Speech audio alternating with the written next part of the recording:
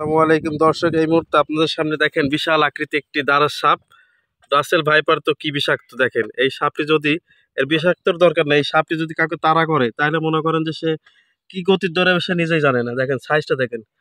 রিপন মাপো তো কয় হাত। সাইজ পরে আছে মোটামুটি মনে হচ্ছে, দেখেই যে বোঝা যাচ্ছে যে আসলে কি বিশাল একটি সাপ। মানে একজন মানুষ আর কি, তার আমাদের চাইতে কিন্তু এই সাপটা লম্বা, মানুষের চাইতে লম্বা। দেখেন একটু পুরো উঠান। হ্যাঁ, মানুষের দেখেন এখনো অর্ধেক নিচে পড়েই আছে, আর ওই দিক কিন্তু মাথার উপর উঠে গেছে। তাহলে দেখেন কি পরিমাণ একটা সাইজের সাপ এটা। আসলে এরকম সাপ যদি কারো সামনে পড়ে তাহলে কি করা উচিত আপনি একটু বলবেন। আর এরকম সাপ কারো চোখে পড়ছে কিনা আদতেই। দেখেন সাইজটা দেখেন, প্রায় 6 হাতের মতো লম্বা এই দাঁড়ার সাপ।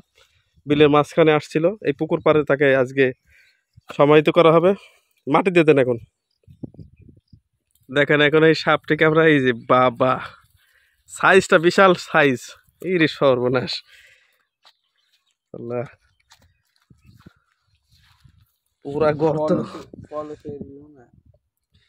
দেখেন কি অবস্থা। দেখ এখন এখানে মাটি দেওয়া হবে, কে এই মতো দাপন করা হচ্ছে একবারে তারকে।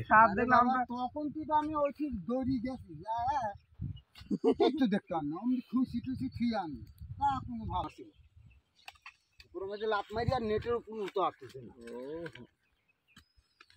তোমার সেই দম রে বা, এই সাপ দেখলে আমরা ছুটি দিয়ে দিব আগে। আমি তো পয়লা ভাই তোমার সাইজে তো সাপ বড় আছে না অনেক? হ্যাঁ অনেক বড়। এই লাঠি তো পার হয়ে গেছে না? লাঠি বড়, লাঠি 2 হাত বড়।